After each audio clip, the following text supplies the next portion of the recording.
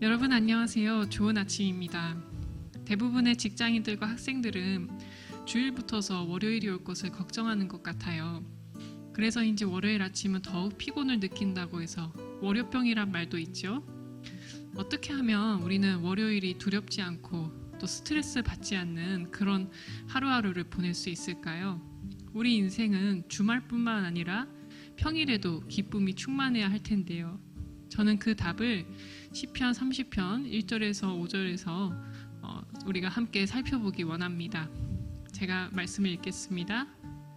여호와여, 내가 주를 높일 것은 주께서 나를 끌어내사 내 원수로 하여금 나로 말미암아 기뻐하지 못하게 하심이니이다. 여호와 내 하나님이여, 내가 주께 부르짖음에 나를 고치셨나이다.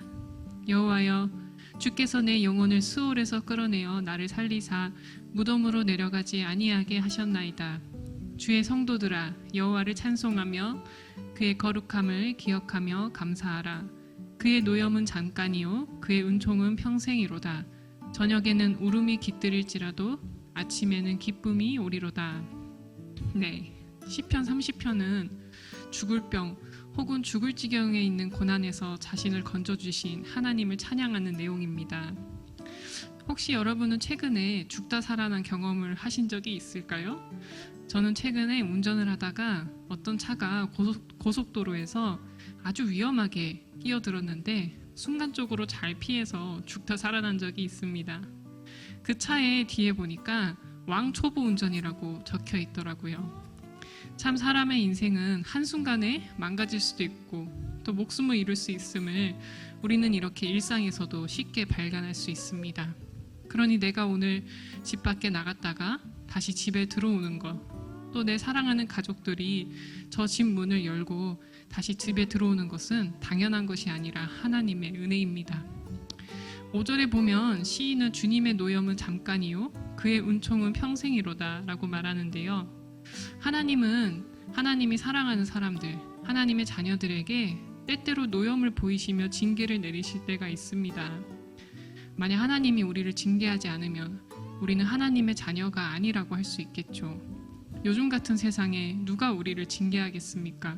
부모가 아니고서는 아무도 우리가 하는 일에 이래라 저래라 함부로 말하거나 지적하지 못할 것입니다. 저 자신도 하나님의 노염을 체험할 때가 있는데요. 저는 개인적으로 사업을 했었습니다. 처음에는 모든 것이 잘 됐습니다. 20대 후반에 벤처기업 인증도 받고 세계 여러 나라에 특허 출원도 하고 여러 곳에서 투자 지원도 받았습니다. 그러나 첫 번째로 시도한 사업은 결국 실패로 마무리됐고 정든 직원들을 다 정리하게 됐습니다. 그런 저의 모습을 보며 저희 엄마가 너무나 마음이 아프다고 말씀하셨는데요. 그때 제가 이렇게 대답했습니다. 하나님께서 나를 정말 사랑하시기 때문에 이런 고난을 주신 거야. 근데 제가 지금 와서 생각해보니 그 고백은 하나님께서 제 마음에 두신 고백인 것 같습니다. 엄마께 그렇게 말씀드리고 나서 밖에 나가 길을 걸으며 이렇게 기도했습니다. 하나님, 저에게 이런 고난을 허락하셨으니 이왕 이렇게 된 거 지금 제가 겪고 있는 이 고난이 제 자신과 다른 사람을 살리는 생명의 역사를 일으키는 그런 고난이 되게 해주시길 바랍니다. 라고 기도했습니다. 그리고 나서 지금은 어떻게 됐냐고요? 시간이 꽤 흘렀지만 지금 저는 그때보다 아주 만족스러운 삶을 살고 있습니다. 형편이 대단히 나아진 것은 아니지만 제가 좋아하는 일, 제가 해야만 하는 일을 찾았기 때문에 지금은 그 어느 때보다 가슴 뛰는 삶, 행복한 삶을 살고 있습니다. 제가 좋아하는 일이 하나님을 기쁘시게 하는 일이고 사람들에게 유익이 되는 일이라는 것을 알게 되자 저에게는 사실 월요병이 거의 없어진 상태입니다. 매일매일 시간이 아까워서 그저 잘 써야 한다는 생각밖에 없는 요즘입니다. 여러분도 하나님과 사람에게 기쁨이 되는 일을 하시고 또 아직 그런 일을 발견하지 못하셨다면 꼭 발견하시기를 바랍니다. 우리는 고난으로 인해 밤이 새도록 울 때도 있고 부르짖을 때도 있습니다. 그러나 오늘 말씀처럼 아침이 오지 않는 밤은 없습니다. 저와 여러분은 지금 혹은 앞으로 긴 밤을 맞이할 수 있습니다. 그러나 그 밤에 다른 곳에 있지 않고 하나님 앞에 서 있는다면 하나님 앞에서 울고 있다면 언제 그랬냐는 듯이 아침과 함께 기쁨이 찾아오게 될 것입니다. 저는 오늘 특별히 어떻게 보면 인생의 밤이라고 할 수 있는 긴 터널을 지나고 있는 교도소나 구치소 안에 갇힌 자들을 한번 여러분과 함께 생각해 보고 싶은데요. 누구보다도 갇힌 자를 또 사랑하고 그들과 함께 해온 세월이 많은 저희 으뜸사랑교회 김영석 담임 목사님과 함께 교도소 선교에 대해서 얘기를 나눠보고자 합니다. 아마 우리 교회 성도님들이나 이 방송을 듣는 청취자분들은 교도소 선교에 대해서 잘 모르실 수 있을 거란 생각이 드는데요. 그래서 앞으로는 매주 월요일마다 교도소 선교에 대한 내용을 여러분들과 또 우리 김영선 목사님과 함께 나누면서 교도소 선교를 하게 되면 우리나라와 한국교회에 얼마나 큰 변화와 회복의 바람을 일으킬 수 있는지 그것을 나누고자 합니다. 그럼 이제 김영선 목사님과 대화를 시작하겠습니다. 안녕하세요, 목사님. 네, 안녕하세요. 네. 우리 목사님은 지난 40년 넘는 세월 동안 교도소 선교를 해오셨습니다. 저도 옆에서 목사님이 목회와 교정 선교를 이렇게 병행하는 모습을 지켜봤는데 그렇게 교도소 선교와 목회를 함께하는 것이 정신적으로나 체력적으로 무척 힘들었을 것 같아요. 근데 무엇이 목사님으로 하여금 지금까지 이 일들을 끝까지 감당할 수 있게 한 것인지 여쭤봐도 될까요? 한마디로 그건 사명이라고 할 수 있죠. 대부분의 목사님들은 월요일이면 대부분 쉬는 날이라고 이렇게 합니다만 네. 지금까지 오랜 세월 동안 교도소 선교를 해온 건 거의 월요일 또는 목요일 이렇게 화요일 이럴 때 이렇게 선교를 해왔습니다. 네. 그래서 10년 가까이 지켜봤다고 했는데 사실 40여 년 동안 이 일을 하게 하신 분은 하나님이시고 또 내게 주어진 바로 그것은 사명이라고 생각하기 때문에 지금까지 부족하지만 감당해 온 것 같습니다. 네. 그리고 최근에는 우리 목사님께서 서울구치소에서 매주 월요일마다 세례자 교육을 시작한다고 들었는데요. 혹시 어떤 시간인지 소개해 주실 수 있을까요? 대부분 이렇게 교도소나 구치소 안에 수용되어 있는 분들은 보면 세례를 받고 싶어도 기회를 놓쳤다든지 네. 또 세상 일이 너무 바빠서 이렇게 세례를 받지 못한 경우들이 많습니다. 네. 그래서 이렇게 또 우리가 연초에 하나님 앞에 목표를 세우고 또 기도한 내용도 있지만 영접하는 분들 또 세례자 포함해서 450명을 놓고 기도했는데 네. 하나님께서 그 기도를 들어주시고 또 이루어 주셨습니다. 그래서 또 우리 이제 가까운 서울 구치소에 우선은 세례 받을 사람들이 있나 신청을 이렇게 받게 됐는데요. 그래서 세례를 받을 사람들을 이렇게 신청을 받아서 지금 세례 교육을 하고 있습니다. 네. 제가 듣기로는 세례 교육 받는 분들이 점심시간이랑 그게 교육시간이 겹쳐 있어서 점심을 포기하고 나온다고 하는데요. 좀 개인적으로 궁금한데 그 교육에 참여하는 사람들 연령대가 어떻게 되나요? 세례를 받는 분들 연령대를 보니까 뭐 20대도 있고 30대도 있고 40대도 있고 50대 잘은 모르겠습니다만은 생년월일을 접하지 않아서요. 하여튼 그렇게 연령대가 있는 것 같습니다. 네. 제가 10년 전에 목사님 따라서 서울구치소를 갔을 때 그곳 예배당에 앉아있는 분들은 대체로 50대, 60대 그런 연령층이 가장 많았는데 최근에 가서 느낀 것은 20, 30대가 눈에 띄게 아주 많아졌습니다. 이 현상에 대해서 맞습니다. 목사님은 어떻게 생각하시나요? 네.